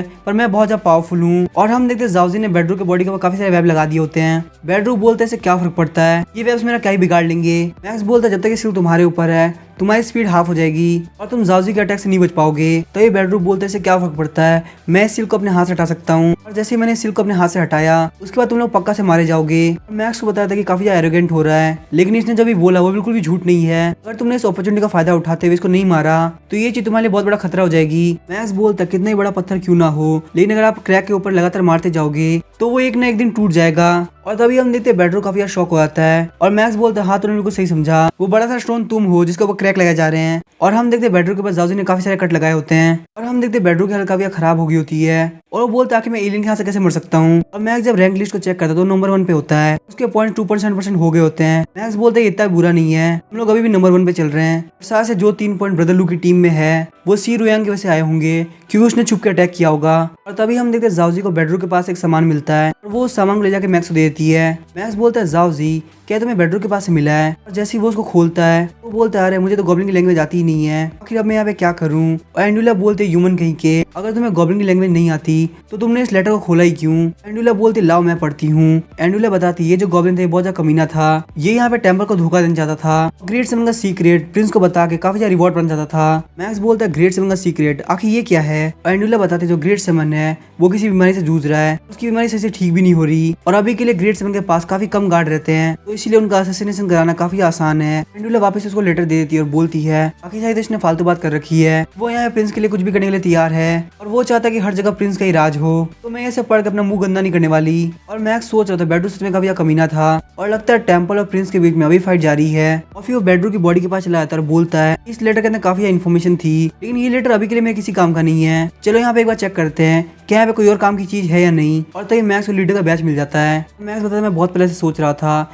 कि इसको मारने के बाद मैं इसकी मौत कैसे छुपाऊंगा, लेकिन अब मुझे काफी अच्छा आइडिया है। लीडर के बैच के अंदर उतनी पावर होती है जितनी की लीडर के पास होती है और अब मैं इसकी मौत काफी इजीली छुपा पाऊंगा। और तभी हम देखते हैं बैच के साथ एक और लेटर होता है। मैक्स बोलता है एंडुला तुम इसको पढ़ के बताओ। और एंडुला बताते कि इस लेटर के अंदर लिखा हुआ है कि बेडरू को यहाँ पे इन्वाइट किया गया है, 1 महीने बाद उसे ग्रेट सेवन से मिलने के लिए जाना है और अगर वो वहाँ पे मिलने के लिए नहीं जाता तो उन लोगों को उसके ऊपर शक हो जाएगा। और तभी हम देखते हैं थोड़ी देर बाद वहाँ पे बोन गैंग के बंदे आते हैं और बोलते हैं एंजल ऑफ गॉड आखिर आपने हमें यहाँ पे क्यों बुलाया, आखिर हमारे बॉस कहाँ पे है। मैक्स बोलता है कि उनको होली स्पेक्टर मिल गई है, वो यहाँ पे सेक्लूजन के अंदर चले गए हैं, उन्होंने यहाँ पे डिस्टर्ब करने के लिए बिल्कुल मना किया है, जब तक वो यहाँ पे नहीं रहेंगे तब तक मैं यहाँ का बॉस हूँ। ये देखो मेरे पास यहाँ पे बोन गैंग का बैच भी है। तो बंदे बोलते हैं हाँ ये तो सच में बोन गैंग का बैच है और मैं जब तक बॉस सेक्लूजन से बाहर आने के बाद यहाँ पे होली स्पेक्टर के पावर को समझ पाए। मैक्स उन लोगों को बोलता है बॉस को सेक्लूजन के डिस्टर्ब नहीं होना चाहिए, हाँ सेक्लूजन के बीच में उनको ना भूख लगी ना प्यास, तो मेरे हिसाब से तुम लोग को इस जगह को सील कर देना चाहिए। और वो बंदा बोलता है ठीक है एंजल ऑफ गॉड आप जैसे बोलेंगे वैसे ही होगा। और उसके बाद हम देखते हैं वो लोग उस जगह को सील करने लगते हैं और मैं सोच रहा था अब मेरे हाथ में ये बैच है तो मैं इन लोगों से कुछ भी करा सकता हूँ और जितना ज्यादा इन लोगों को मेरे ऊपर भरोसा होगा जाओजी का फेथ पॉइंट और ज्यादा बढ़ता रहेगा। साथ ही मुझे टेम्पल और प्रिंस के बीच के फाइट का फायदा उठाना होगा। फिर हमें 1 महीने बाद का सीन दिखाया जाता है। जैसे जैसे होली स्पेक्टर फेमस होती गई बहुत सारे लोग इस कल्ट को ज्वाइन करते गए और क्योंकि बोन गैंग के अंदर काफी सारे लोग मर गए थे इसीलिए जियांगजेंग डिस्ट्रिक्ट के अंदर ये बात काफी फेमस हो गई और हेजांग हुई के 4 भाई यहाँ फाइट करने के लिए आ गए और इन चारों में से कोई भी बेडरू से कम पावरफुल नहीं था, इसीलिए बोन गैंग के लोग मुझसे काफी डर रहे थे। लेकिन वही कैरी और ये सारे लोग मेरे को काफी भरोसा करते हैं, उनका मानना ये है कि मैं इन 4 लोगों को हरा सकता हूँ। और कमाल की बात तो ये है जाओजी जिसका फेथ पॉइंट 50% से ज्यादा हो चुका है वो अब इन चारों मास्टर से काफी पावरफुल हो चुकी है और इन लोगों को तो उसने गाजा मूली की तरह काट दिया। और एक बार जब जाओजी ने उनको बहुत बुरी से मार दिया उसके बाद एंडुला की हेल्प से उनको हील करने के बाद हम लोगों ने उनको अपने घुटनों पे करा लिया क्योंकि ये चारों बंदे काफी पावरफुल थे और इससे हमारे फेथ पॉइंट काफी बढ़े। और उसके बाद यूनाइटेड सोसाइटी के प्रेसिडेंट भी यहाँ पे आए लेकिन उनकी किस्मत काफी खराब थी, अगर वो इन 4 भाइयों से पहले आए होते तो शायद उनका मौका लग भी सकता था। इन लोगों के फेथ पर इकट्ठा होने के बाद जाओजी और ज्यादा पावरफुल हो चुकी थी तो एंड में जाकर उस प्रेसिडेंट को भी जाओजी के सामने झुकना पड़ा और उसके बाद एंडुला ने उसको वापस से हील कर दिया। ऐसे ही करते करते जियांगजेंग एरिया के सारे लोग चाहे वो कहीं के प्रेसिडेंट हो या फिर वाइस प्रेसिडेंट सब लोग जाओजी के अंडर में आ गए और ऐसे ही करते हुए जाओजी अपने लेवल 3 पे पहुंच गई जिसके अंदर उसकी स्ट्रेंथ 28 और एजिलिटी 39 हो चुकी थी। मैक्स को बताया था कि आपकी जाओजी अब बहुत ज्यादा पावरफुल हो चुकी है तो अगर आप चाहते हैं कि जाओजी और ज्यादा पावरफुल हो तो आपको इसकी ब्लड लाइन को अपग्रेड करना होगा। लेकिन इन सब में सबसे बेकार बात तो ये है कि ब्रदर लू की टीम बहुत ज्यादा आगे बढ़ रही थी, हाँ उनके पॉइंट पहले 3 थे अब उनके पॉइंट 27,000 हो चुके हैं। इन सारे दिनों के बीच में वैसे फेथ पॉइंट बढ़ाने में लगा हुआ था लेकिन आखिर वो लोग इतनी स्पीड से आगे बढ़ कैसे रहे हैं। अभी हमें गॉब्लिन किंगडम के बाहर का सीन दिखाया जाता है। एनवी हमें बोल रहा था मुझे पता है हमारे 100 पॉइंट काफी कम बढ़ रहे हैं और वहीं ब्रदर लू की टीम बहुत तेजी से आगे बढ़ रही है, मुझे ये भी पता कि वो कैसे कर पा रहे हैं। सबसे पहले वो लोग एक टीम के ऊपर अटैक करते चाहे वो टीम टेम्पल की हो या फिर प्रिंस की, उसके बाद वो लोग दूसरी टीम के ऊपर अटैक करते तो दोनों की ही बॉडीज को इस तरह से रख देते जिससे लगे कि वो दोनों एक दूसरे के ऊपर अटैक करके मरे हैं। मैक्स बोलता लगता है सी रोयांग ने अपनी एबिलिटी का यूज करते हुए उन लोगों के कॉन्फ्लिक्ट का पता लगा लिया। तभी यूना बोलते अगर ऐसे ही चलता रहा तो हम लोग के लिए काफी मुश्किल होगा क्योंकि उन लोगों की टीम काफी ज्यादा बड़ी है और वहाँ पे कुछ एक्सपर्ट तो ऐसे जो कि हमसे काफी ज्यादा पावरफुल है। तभी पैनवी बोलता है वैसे ही 100 पॉइंट काफी कम है और अगर वो लोग इतने सारे पॉइंट ले जाएंगे तो हमारे लिए काफी कम बचेंगे। यूना बोलते लिटिल मैकी तो आखिर हम आगे क्या करने वाले हैं। मैक्स बोलता है पहले मैंने सोचा था कि जब तक जाओजी पावरफुल नहीं होती तब तक हम लोग यहाँ पे कुछ भी नहीं करने वाले, लेकिन लगता है अब हमको यहाँ पे इनिशिएटिव लेना होगा और टेम्पल और प्रिंस के फाइट के बीच का फायदा उठाना होगा और अगर ब्रदर उसके बाद कुछ करते हैं तो हमारा और ज्यादा फायदा करेगा। तभी पैन भी बोलता है क्यों ना हम ऐसा करें कि गॉब्लिन का यूज करते हुए ब्रदर लोग की टीम का प्रोग्रेस काफी कम कर दे। यूना बोलते नहीं, हमें ऐसा नहीं करना चाहिए क्योंकि वैसे भी हम लोग ह्यूमन बीइंग है, फ्रेंड में हम लोग को ह्यूमन के साइड में रहना पड़ेगा। मैक्स बोलता है यूना तुम्हें बिल्कुल भी टेंशन लेने की जरूरत नहीं, यहाँ पे हम कुछ नहीं करने वाले, जो ब्रदर लोग करेंगे उनको उसी का फल मिलेगा। और इसी के साथ मेरे सामने एक अपॉर्चुनिटी आई है, मैं उन लोग को यहाँ पे एक इन्विटेशन भेजने वाला हूँ। हालांकि वो इन्विटेशन काफी डेंजरस हो सकता है, लेकिन रिस्क लेने में क्या ही जाता है। और मैक्स सोच रहा होता है पैनवी और यूना के साथ मैं सिटी के अंदर एंटर कर गया क्योंकि मेरे पास ऑलरेडी लीडर का बैच था, तो किसी ने मुझसे क्वेश्चन नहीं पूछा। और तभी मैक्स वहाँ पे एक पिल खरीद लेता है, इसकी हेल्थ से आके बातों के अंदर बहुत ज्यादा जोर आ जाएगा। आप पे जो भी बोलेंगे वो बिल्कुल मोटिवेशन की तरह लगेगा। मैक्स बताता है इन्फॉर्मेशन को गैदर करते हुए लोग पूरी तैयारी के साथ टेंपल के अंदर घुस गए। और तभी हम देखते हैं पैन भी बता रहा होता है ये जगह काफी खतरनाक लग रही है क्योंकि मेरा बाल मुझे बार बार बता रहा है कि इस जगह के अंदर बहुत ज्यादा खतरा है। मैक्स बोलता है हमें अच्छी चीजें हमेशा खतरा उठाने में मिलती है। यूना बोलते लिटिल मैग ने बिल्कुल सही बोला। और मैक्स अपना इन्विटेशन दिखाते हुए अंदर एंटर कर जाता है। और तभी हमें वहाँ पे प्राइवेट रूम का सीन दिखाया जाता है जहाँ पे सारे शेमन काफी ज्यादा मजे कर रहे होते हैं। वहाँ पे शेमन बोल रहे हो जो हमें मजे देगा उसका हम काफी फायदा कर सकते हैं। और तभी हम देखते वहाँ पे एक लड़की बोलती है शेमन यहाँ पे बोन गैंग आ चुकी है। शेमन बोलते हैं क्या वो कमीना इडियट बेडरू आ गया, लास्ट टाइम उसकी वजह से मैं फंसते फंसते बचा था, अगर उसके पास अभी कुछ अच्छा नहीं होगा तो मैं उसको बिल्कुल भी नहीं छोड़ने वाला। तभी हम देखते हैं उन लोग के आने के बाद शेमन बोलता है क्या तुम लोग बेडरू के साथी हो और तुम लोगों ने अपना मुंह छुपा के क्यों रखा है। और तभी हम देखते हैं मैक्स बोलता है बेडरू वो आपके सामने ही है। और जैसे वो लोग बॉक्स को खोलते हैं तो उसके अंदर बेडरू का सर होता है। और ये देख के वहाँ के सारे लोग काफी ज्यादा शॉक हो जाते हैं। तो यहाँ पे सारे गॉब्लिन बोल रहे होते हैं क्या तुम्हारा दिमाग खराब है, तुम्हारी हिम्मत कैसे बेडरू को मारने की, तुम्हें नहीं पता उसके पीछे हम है। तो ये मैक्स बोलता है क्या तुम लोग का दिमाग खराब है, आखिर तुम लोग एक धोखेबाज को अपना साथी कैसे बता सकते हो, वो ऑलरेडी यहाँ पे प्रिंस के लिए काम करता था, ये वो सीक्रेट मैसेज जो कि एनिमी की तरफ से आया है, चलो फटाफट चेक करो। और सारे लोग पढ़ के काफी ज्यादा शॉक होते हैं, बोलते हैं क्या बेडरू सच में रॉयल फैमिली से है और वो हमको इतने दिनों से धोखा दे रहा था। सेवन बोलता है हाँ ये हैंडराइटिंग तो बेडरू की है और वो यहाँ पे सच में सब कुछ रिवील करने वाला था। अगर ये मैसेज रॉयल प्लेस तक चला जाता तो मैं पक्का यहाँ पे मारा जाता, लेकिन आखिर तुम कौन हो और तुम्हें इतनी सारी चीजें कैसे पता।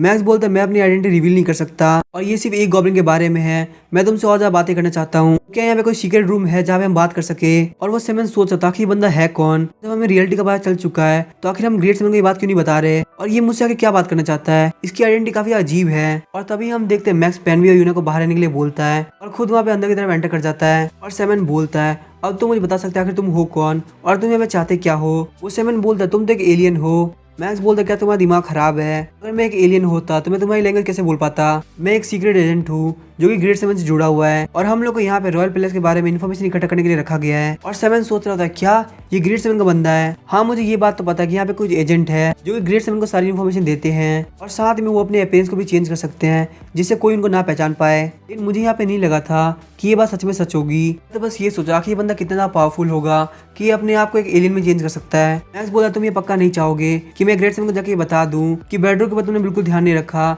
और उस चक्कर में वो मरने वाले थे। सेवन सोच रहा होता ये बंदा बात तो बिल्कुल सही बोल रहा है, लोअर सिटी यहाँ पे मेरे अंडर में थी, अगर इसने जाके ग्रेट सेवन को रिपोर्ट कर दिया तो सारा ब्लेम मेरे ऊपर आएगा, लेकिन यहाँ पे जो एजेंट है वो मुझसे बात करना चाहता था, क्या इसका मतलब ये है कि मेरी दाल यहाँ पे गल सकती है। सेवन बोलता सीक्रेट एजेंट प्लीज मुझे माफ कर दीजिए, मैं आपको यहाँ पे पहचान नहीं पाया, अगर आपको यहाँ पे कुछ भी चाहिए तो आप मुझे बता सकते हैं, मैं आपको पूरी से कोऑपरेट करने के लिए तैयार हूँ। तभी मैक्स बोलता मुझे तुम्हारा तरीका काफी पसंद आया, चलो ठीक है मैं तुम्हें मौका देता हूँ, तुम जाओ ग्रेट सेवन के पास और जाके उनको ये सारी बातें बताओ और हाँ उनको ये बताना कि तुमने इस एनिमी को खुद से ढूंढा है। तो मैक्स सोच रहा था मुझे पता है कि यहाँ पे खतरा लेने से काफी फायदा होगा, लेकिन मैंने जो यहाँ पे इसको इन्फॉर्मेशन दी है वो काफी अच्छी है, तो मुझे लगता है यूना और पेनवी का यहाँ पे जरूरत पड़ेगी। और तभी सेवन बोलता है सीक्रेट एजेंट ये तो आपका काम था, तो आखिर मैं इसको क्लेम कैसे कर सकता हूँ। मैक्स बोलता है नहीं मैं नहीं चाहता कि मैं इसको क्लेम करूँ, ये बात बहुत ज्यादा छोटी है, तो तुम इस अपॉर्चुनिटी का यूज करते हुए ग्रेट सेवन के सामने मुझे इंट्रोड्यूस कराओ। तभी हम देखते हैं सेवन बोलता है लेकिन आप तो उनके एक स्पाई है ना, तो अगर मैं आपको इंट्रोड्यूस कराऊंगा तो काफी अजीब लगेगा। तभी मैक्स बोलता है मैं तुमसे एक क्वेश्चन पूछता हूँ, जब प्रिंस का एक्सपायर लोअर सिटी के अंदर हो सकता है तो क्या तुम्हें लगता है कि ग्रेट सेवन के पास बहुत सारे लोग होंगे। सेवन बोलता है हाँ आपने बिल्कुल सही कहा,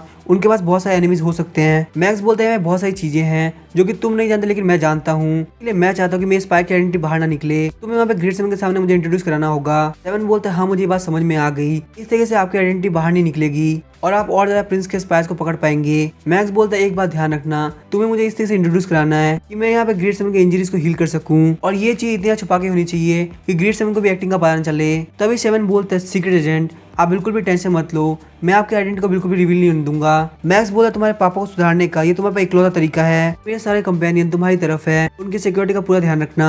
7 बोलता है आप बिल्कुल भी टेंशन मत लीजिए, आपके दोनों कंपेनियन बिल्कुल सेफ रहेंगे। मैक्स बोलता है अब लगता है मेरे जाने का टाइम आ चुका है और साथ में तुम्हारा भी टाइम आ चुका है, तुम सबको एक्सप्लेन करो कि आखिर हमारे बीच में क्या बात हुई थी। और मैक्स सोच रहा होता है मैंने यहाँ पे बेडरूम का यूज किया ताकि मैं यहाँ पे 7 के पास आ सकूं, और अब मैंने 7 को बेवकूफ बनाया ताकि मैं वहाँ पे ग्रेड 7 के पास जा सकूं, और फिर मैं ग्रेड 7 को बेवकूफ बनाऊंगा जब तक ये 7 मेरे पर भरोसा करेगा, मेरी आइडेंटिटी रिवील नहीं होगी। और तभी हम देखते यूना बोल रही होती है अभी तक लिटिल मैकी बाहर नहीं निकला, लेकिन हमको यहाँ पे बिल्कुल भी रेस्टली बिहेव नहीं करना। उसने हमें बोला था कि जैसे कुछ भी गड़बड़ होगी वो हमें यहाँ पे इन्फॉर्म कर देगा। और तभी हम देखते वो लोग वहाँ से बाहर निकलते हैं और 7 बोलता तुम लोग को बिल्कुल भी टेंशन लेने की जरूरत नहीं, ये मेरे एक गेस्ट है और मैंने इनकी आइडेंटिटी को वेरीफाई कर लिया है, तो इसीलिए इस पार्टी को यहाँ पे ऐसे चलने दो, किसी को भी अपना मूड स्पॉइल करने की जरूरत नहीं। और तभी हम देखते यूना सोच रही होती है लिटिल मैकी ने अपनी सीक्रेट सिग्नल दिया, इसका मतलब हमारा प्लान काफी अच्छे से काम किया है। और तभी हम देखते वहाँ पे हीरोइन क्लब के डिप्टी लीडर और हीरोइन हुई ग्रुप के लोग पैनवी और यूना को हाई कर रहे होते हैं। 7 बोल रहा था एजेंट आपको बिल्कुल भी टेंशन लेने की जरूरत नहीं, मैंने यहाँ पे आपके साथियों को सबसे इंट्रोड्यूस करा दिया है, तो उनको यहाँ पे किसी भी चीज की दिक्कत नहीं होगी। क्या आप मेरे काम से सेटिस्फाइड हैं? मैक्स बोलते हैं हाँ तुमने काफी अच्छा काम किया।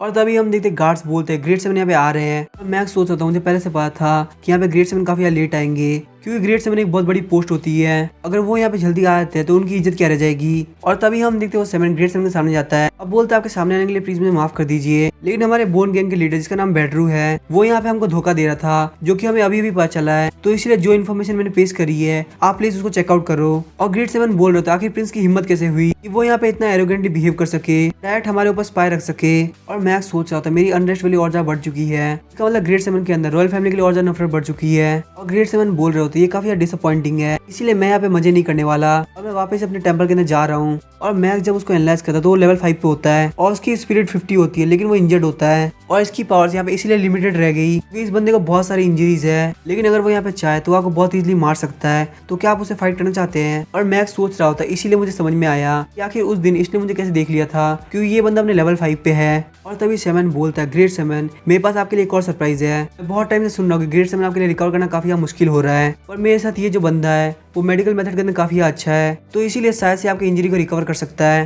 और 7 सोच रहा था मुझे यहाँ पे अच्छी तरह से परफॉर्म करना होगा, क्योंकि सीक्रेट एजेंट यहाँ पे अच्छी तरह से तैयारी करके आया होगा। तभी हम देखते हैं ग्रेड 7 बोलता है इतने सालों के अंदर मैंने इतने सारे डॉक्टर को ट्राई कर लिया, तो आखिर तुम ये कैसे बता सकते हो कि ये मुझे ठीक कर सकता है। और तभी हम देखते 7 सोच रहा होता है आखिर ग्रेड 7 मेरे अकॉर्डिंग क्यों नहीं बोल रहे हैं, यहाँ पे ये तो इनका रूटीन होना चाहिए था ना, आखिर वो हमसे रिटर्न के अंदर क्वेश्चन क्यों पूछ रहे हैं। तो हम देखते हैं मैक्स आगे बढ़ता है और बोलता है क्योंकि ग्रेड 7 ने ऑलरेडी बहुत बार ट्राई कर लिया है, तो एक बार और ट्राई करने से कोई फर्क नहीं पड़ेगा। अगर मैं आपको हील नहीं कर पाता तो आप मुझे ब्लेम करना, पर अगर आपने इस चांस को मिस कर दिया तो ये आपका बहुत बड़ा लॉस हो जाएगा। तभी हम देखते हैं ग्रेड 7 हंसने लगता है, बोलता है तुम सच में काफी कमाल के हो, और क्योंकि मेरे एक 7 ने तुम्हें इंट्रोड्यूस कराया है तो इसीलिए मैं पक्का तुम्हें ट्राई करूंगा। चलो ठीक है गाड़ी इसको अपने साथ आने दो। और मैक्स सोच रहा होता है हमारे प्लान का फर्स्ट फेज कंप्लीट हो चुका है, अब अगर आगे भी हमारा प्लान अच्छे से चलता रहा तो हमारा काफी फायदा हो जाएगा। और तभी हम देखते हो 7 बोलता है तो आखिर का मेरा काम कंप्लीट हो गया। और पैनवी और यूना सोच रहे होते हैं हमारे प्लान का फर्स्ट फेज कंप्लीट हो गया और अब हम लोग सेकंड फेज के अंदर आ चुके हैं। तभी हमें गॉब्लिन किंगडम के टेंपल का सीन दिखाया जाता है और वहाँ पे काफी सारे डॉक्टर बोल रहे होते हैं ग्रेड 7 ने हमें काफी टाइम से नहीं बुलाया और आखिर अचानक से उन्होंने आज हमें क्यों बुला लिया, कहीं ऐसा तो नहीं कि उनको कोई इलाज मिल गया हो। और तभी हम देखते हो सारे डॉक्टर ग्रेड 7 के पास आ गए होते हैं और वहाँ पे आके उनको ग्रीट करते हैं। तभी हम देखते वो डॉक्टर बोलने लगते हैं यहाँ पे तो एक एलियन है, आखिर हमारे ग्रेड 7 के पास एक एलियन क्या कर रहा है, इसको हमें यहीं पे मार देना चाहिए। तभी हम देखते हैं ग्रेड 7 बोलते अपना मुंह बंद करो, ये यहाँ पे कोई एलियन नहीं है बल्कि एक बहुत बड़ा डॉक्टर है जो कि हमारी गॉब्लिन रेस से बिलोंग करता है, लेकिन गॉड की मिली हुई हीलिंग पावर की वजह से इसको यहाँ पे ये प्राइस चुकाना पड़ा और इसकी अपीयरेंस एक ह्यूमन की तरह हो गई। और मैक्स सोच रहा होता ग्रेड 7 ने मेरी बातों पर भरोसा कर लिया क्योंकि मुझे यहाँ पे रिकमेंड करने वाला कोई और नहीं बल्कि शैमन था, और वैसे भी इनकी जान अभी काफी खतरे में है तो इन्हें मेरे ऊपर भरोसा करना ही पड़ता। तभी हम देखते हैं उनमें से एक डॉक्टर बोलता है ये बंदा तो हमसे भी कम नॉलेजेबल है, आखिर ये आपको कैसे हील कर पाएगा। तभी हम देखते हैं उस बंदे के छाती का वो जो बैच होता है वो जाओजी को काफी पसंद आता है और मैक्स बोलता है जाओजी क्या तुम्हें वो काफी पसंद आया। जाओजी को यहाँ पे ये चीज इसलिए पसंद आ रही है क्योंकि उनकी ब्लड बहुत जल्दी अपग्रेड होने वाली है। तभी मैक्स उन लोग को बोलता है तुम जैसे लोगों का क्या पता चलेगा, तुम लोग ऑलरेडी बहुत ज्यादा करप्ट हो चुके हो कि गॉड तुम्हें अपनी ब्लेसिंग क्यों देगा। और वहीं दूसरी तरफ मैं हूँ जिसने अपनी बॉडी को त्याग दिया और गॉड के ऊपर पूरी तरह से बिलीव करने लगा, इसीलिए गॉड ने मुझे बहुत ज्यादा पावर दी है कि मैं यहाँ पे किसी को भी हील कर सकूं। तो तभी हम देते हैं सारे डॉक्टर्स के ऊपर काफी गुस्सा करने लगते हैं और बोलते हैं ये बंदा हमारे सामने काफी एरोगेंट हो रहा है, आखिर तुझे क्या लगता है तू क्या है।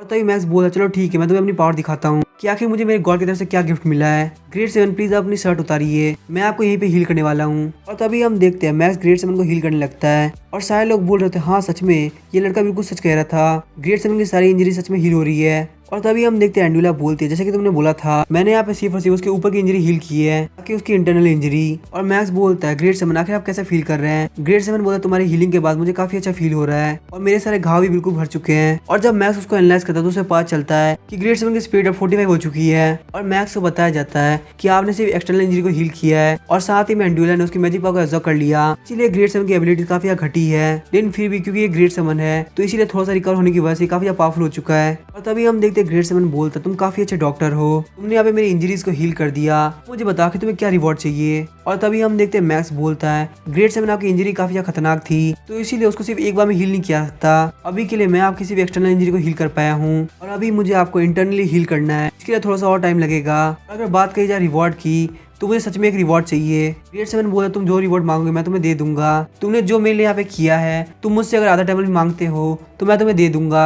और ग्रेट 7 सोच रहे होते हैं मुझे काफी अच्छा फील हो रहा है और मैं इतने अच्छे डॉक्टर को यहाँ जाने नहीं दे सकता, मुझे पक्का भरोसा है मुझे पूरी तरह से हील कर सकता है। और तभी हम देखते हैं मैक्स बोलता है काफी सारे डॉक्टर को मुझसे दिक्कत थी और क्योंकि मैंने यहाँ पे खुद को प्रूव कर दिया है तो क्या आप लोग को मुझसे माफी नहीं मांगनी चाहिए। मैक्स सोच रहा था ग्रेट 7 के लिए मैं काफी ज्यादा काम का हूँ, मैं यहाँ पे जो भी बोलूंगा वो इनको मानना ही पड़ेगा और क्योंकि जाओजी को बैच काफी पसंद आया है तो मुझे वो बैच लेना ही होगा। और मैक्स बोलता है अपॉलजी के तौर पे आपके चेस्ट के ऊपर जो चीज है वो आप प्लीज मुझे दे दीजिए। और तभी हम देखते हैं सारे डॉक्टर चिल्लाने लगते हैं और बोलते हैं कमी ने कही कि आखिर तेरी हिम्मत कैसे हुई बोलने की, ये जो यहाँ पे रेलिक है वो फर्स्ट जनरेशन के ग्रेट 7 की बॉडी से बना हुआ है और तू जैसा कचरा चाहता कि हमें तुझे दे दे, तूने यहाँ पे कुछ करके दिखा दिया, इसका मतलब ये नहीं कि हम यहाँ पे कुछ भी करने वाले हैं। तो तभी हम देखते हैं मैक्स सोच रहा होता है लगता है इन डॉक्टर्स को ये काफी ज्यादा पसंद है और ये रेलिक सच में काफी ज्यादा पुराना है इसीलिए जाओजी को पसंद आया। तभी हम देखते हैं ग्रेट 7 बोलता है अगर बात नाराजगी की है तो मैं उन लोगों की तरफ से आपसे माफी मांगता हूँ, प्लीज आप उन लोगों को माफ कर दीजिए। जहाँ तक मुझे लगता है वो लोग उस रेलिक को नहीं देने वाले क्योंकि उस रेलिक से उन लोगों की फीलिंग जुड़ी हुई है। मैक्स बोलता है ग्रेट 7 मुझे कोई फर्क नहीं पड़ता, मैं उस रेलिक को इसलिए मांग रहा था क्योंकि इंटरनली हील करने के लिए वो काफी काम आ सकता है, बाकी अगर उन लोगों को नहीं देना तो मुझे कोई दिक्कत नहीं है। और आपको तो ये बात पता ही होगी ना कि हीलिंग मैजिक के अंदर एंशिएंट रेलिक का काफी ज्यादा काम आ सकता है। तभी हम देखते हैं मैक्स उन सारे डॉक्टर के पास जाता है और बोलता है फटाफट से अपने होली रेलिक मुझे दे दो वरना ग्रेट 7 की इंजरी दिन पे दिन और ज्यादा बढ़ती जाएगी और एक टाइम के बाद उसको हील करना काफी ज्यादा मुश्किल हो जाएगा। और तभी हम देखते हैं वो डॉक्टर गुस्सा होते हुए अपनी एनर्जी को रिलीज करने लगते हैं और बोलते हैं कि होली रेलिक का हीलिंग मैजिक के अंदर क्या काम, और अगर तुझे लगता है कि तू हमसे ये ले सकता है तो आके फटाफट से खुद से ले ले। और मैक्स जब ग्रेट 7 की तरफ देखता है तो वो यहाँ पे कुछ भी नहीं बोल रहे होते और मैक्स को बताया जाता है कि भले आप ग्रेट 7 की इंजरी को हील कर दो उसके बावजूद भी वो तुम्हें सपोर्ट नहीं करने वाले। और मैक्स सोचता लगता है ग्रेट 7 में कुछ भी नहीं बोलने वाले तो मुझे यहाँ पे कुछ और करना होगा। और वो बोलता है ग्रेट 7 क्या हम थोड़ी देर के लिए अकेले बात कर सकते हैं। ग्रेट 7 बोलता है ठीक है मैं तुम्हें एक चांस देता हूँ। और मैक्स और ग्रेट 7 के जाने के बाद वो सारे डॉक्टर वहाँ पे बात कर रहे होते हैं, ये बंदा हमारे सामने बात नहीं करना चाहता, इसका मतलब इसकी इंटेंशन काफी खराब है। तभी दूसरा वाला डॉक्टर बोलता है तुम्हें बिल्कुल भी टेंशन करने की जरूरत नहीं, ग्रेट 7 हमेशा अपने खास लोगों पर भरोसा करेंगे। और फिर मैं मैक्स को दिखाया जाता है जो कि बोल रहा होता है ग्रेट 7 में होली रेलिक का यूज इसलिए करना चाहता हूँ क्योंकि वो आपको सिर्फ 3 दिन के अंदर हील कर देगा और आपको पता है अगर आप हील हो गए तो यहाँ पे आपको मारने के लिए काफी सारे लोग खड़े हैं, आप उनका बहुत इजीली पता लगा पाएंगे। और हम देखते ग्रेट 7 कुछ भी नहीं बोल रहा होता और मैक्स जब उसको एनालाइज करता है तो उसे पता चलता है कि ग्रेट 7 को ऑलरेडी पता है कि उनके खिलाफ काफी सारे लोग हैं, लेकिन वो यहाँ पे उन लोगों का पता लगाने से काफी ज्यादा डर रहे हैं क्योंकि ऐसा करने से प्रिंस और इनके बीच का कॉन्फ्लिक्ट काफी ज्यादा बढ़ जाएगा और अगर यहाँ पे वॉर स्टार्ट होती तो पता नहीं वो कितने टाइम तक चलेगी। और मैक्स सोचते हैं पॉलिटिशियन काफी ज्यादा सोचते हैं। मैक्स बोलता है अगर आप मुझे होली रेलिक नहीं भी देते तो भी मैं आपको हील कर सकता हूँ पर मुझे नहीं पता कितना टाइम लगेगा, ऐसा भी हो सकता है कि आप 6 महीने में हील हो जाए या फिर ऐसा भी हो सकता है कि आपको 1 साल लग जाए। और तभी हम देखते हैं ग्रेट 7 बोलते हैं मैं तुम्हें यहाँ पे 3 दिन देता हूँ, 3 दिन के अंदर तुम्हें ट्रेडर का पता लगाना होगा और उसके बाद 1 महीने के अंदर मुझे हील करना होगा। और साथ ही में ग्रेट 7 सोच रहे होते हैं इस तरीके से मैं अपनी इज्जत भी मेंटेन कर पाऊंगा और अगर एक बार मेरी इंजरी हील हो गई फिर मुझे प्रिंस से डरने की कोई जरूरत नहीं, मैं पूरी रॉयल फैमिली को अपने हाथों से मार सकता हूँ। और तभी हम देखते हैं ग्रेट 7 और मैक्स दोनों बाहर आते हैं और सारे डॉक्टर बोल रहे होते हैं लगता है इस बेक को समझ में आ गया कि ये ग्रेट 7 को हमारे खिलाफ कन्विंस नहीं कर सकता, वैसे भी जैसा कचरा हम लोग की बरोबरी नहीं कर सकता। लेकिन तभी हम देखते हैं ग्रेट 7 बोलते हैं फटाफट से इसको रेलिक दे दो। तभी हम देखते हैं सारे डॉक्टर बोलने लगते हैं ग्रेट 7 आखिर आप क्या बोल रहे हैं, आप चाहते हैं कि हम इस कमीने को अपना होली रेलिक दे दे। तभी हम देखते हैं ग्रेट 7 काफी ज्यादा गुस्सा होता है और बोलते हैं तुम लोग यहाँ पे मेरे डिसीजन को क्वेश्चन कर रहे हो। और तभी हम देखते हैं डॉक्टर बोलते हैं नहीं नहीं हम ऐसा कुछ भी नहीं कर रहे हैं, बस हम तो ये बोल रहे थे क्या इसके लायक है। और वो डॉक्टर सोच रहे होते हैं आखिर इसने क्या किया जो ग्रेट 7 की बात मानने के लिए तैयार हो गए। तभी हम देखते हैं मैक्स उनसे वो बैच ले लेता है और बोलता है आप लोग का रेलिक देने के थैंक यू, अब मैं ग्रेट 7 को बहुत जल्दी हील कर पाऊंगा। और मैक्स सोच रहा होता है ग्रेट 7 का प्रेस्टीज काफी अलग है, अगर उनको एक बार गुस्सा आ गया तो वो नहीं सोचते उनके सामने कौन है और उसी चीज का मैंने यहाँ पे फायदा उठाया है।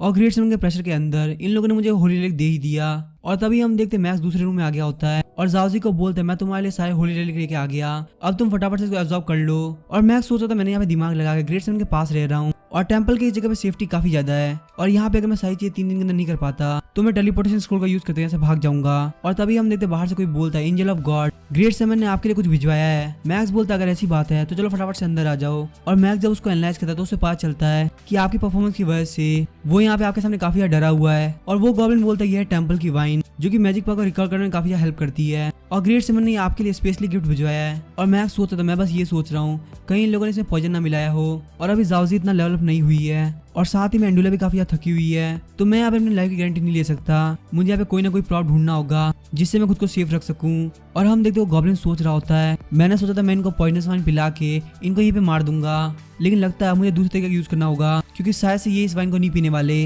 क्योंकि मुझे कैसे भी करके अपनी मिशन कंप्लीट करना होगा। और मैक्स ऐसा कोई प्रॉप ढूंढ रहा होता है जो कि उसे सर्वाइव करने में हेल्प कर सके। और तभी हम देखते हो गॉब्लिन मैक्स के ऊपर अटैक करने के लिए आगे बढ़ता है और बोलता है मैं तुम्हें ग्रेट 7 को हील नहीं करने दूंगा। और मैक्स को 300 पॉइंट के अंदर सुपर इनविंसिबल इक्विपमेंट मिल जाता है जो कि सामने वाले के दिल के अंदर इतना डर फैला देगा कि वो यहाँ पे कुछ भी नहीं कर पाएगा। और तभी हम देखते हैं जैसे ही मैक्स उस इक्विपमेंट को यूज करता है तो उसके पीछे काफी बड़ा गॉब्लिन आ जाता है। और मैक्स सोच रहा था जैसे कि मैंने सोचा था 300 पॉइंट के अंदर ये इक्विपमेंट काफी ज्यादा बढ़िया है। और तभी हम देखते हैं मैक्स के पीछे वाला गॉब्लिन बोलता है तुम बेवकूफ है, आखिर तुम्हारी हिम्मत कैसे हुई मेरे उस प्यारे बच्चे को मारने की जिसको मैं हमेशा प्रोटेक्ट करता हूँ। क्या तुम्हें ये लगता है कि तुम्हारा मैजिक मेरे से ज्यादा पावरफुल हो चुका है? तो आओ एक बार ट्राई करके देख लो। और तभी हम देखते हो गॉब्लिन बोलने लगता है आखिर तुमको यहाँ पे ग्रेट एंसेस्टर क्यों प्रोटेक्ट कर रहे हैं और मैं आखिर ग्रेट एंसेस्टर के खिलाफ कैसे जीत सकता हूँ? मैं तो एक छोटा सा गॉब्लिन हूँ, मेरी उनके सामने कोई औकात नहीं। और मुझे लग रहा है मैंने जो आज हरकत करी है उसके लिए मुझे मर जाना चाहिए। और वो वहाँ पे खुद को खुद मार लेता है। और मैक्स सोच रहा होता है मैं उसे बस डराना चाहता था, लेकिन मुझे यहाँ पे कभी नहीं लगा था कि वो यहाँ पे खुद को खुद मार लेगा। और तभी हम देखते हैं यहाँ पे ग्रेट 7 में बहुत सारे डॉक्टर आ जाते हैं और बोलते हैं कि यहाँ पे इतना शोर क्यों हो रहा था। और तभी उनमें से एक डॉक्टर बोलता है लगता है इसने खुद के क्लाइंट को लोगों को मार दिया। और तभी हम देखते हैं मैक्स बोलता है ये मेरे ऊपर अटैक करने के लिए आया था क्योंकि मैं यहाँ पे ग्रेट 7 को हील कर रहा हूँ और मुझे लग रहा है इन सब के पीछे जो भी मास्टरमाइंड है वो यहीं इस टेंपल के अंदर प्रेजेंट है। और मैक्स सोच रहा था जो भी मुझे मारने का ट्राई कर रहा है वही यहाँ पे सारे लोग को लेके आया होगा ताकि वो देख सके मैं मरा हूँ या नहीं। और तभी हम देखते हैं मैक्स ग्रेट 7 की तरफ देखता है तो उसे पता चलता है वो अंदर से काफी ज्यादा पैनिक है, लेकिन वो अपने फेस के ऊपर एक्सप्रेशन नहीं ला रहे। और मैक्स सोचता अगर मेरे पास एनालाइज करने का फीचर नहीं होता तो मुझे कभी नहीं पता चलता कि आगे ग्रेट 7 क्या सोच रहा है। और मैक्स सोचता है यहाँ पे किसी को भी नर्वस होने की जरूरत नहीं, मुझे यहाँ पे ऑलरेडी पता चल चुका है कि इन सब के पीछे मास्टरमाइंड कौन है। और उसने जिसके ऊपर इल्जाम लगाया होता है वो बोलता है तुम्हारे कहने के साथ सबके पीछे मास्टरमाइंड मैं हूँ, तो क्या तुम्हारे पास कोई सबूत है? और मैक्स बताता है इस असिस्टेंट ने पहले ही कन्फेस किया था कि उसको भेजने वाला कोई और नहीं बल्कि ये है। और तभी हम देखते हैं कि सारे डॉक्टर बोलने लगते हैं नहीं मुझे नहीं लगता ये ऐसा कर सकता है क्योंकि ये हमारे साथ बहुत सालों से है, अगर इसको ऐसा करना होता तो बहुत पहले कर चुका होता। अब इसके आगे क्या होगा हम नेक्स्ट एपिसोड में जानेंगे। वीडियो पसंद है चैनल को सब्सक्राइब करके वीडियो को लाइक कर देना। Thank you.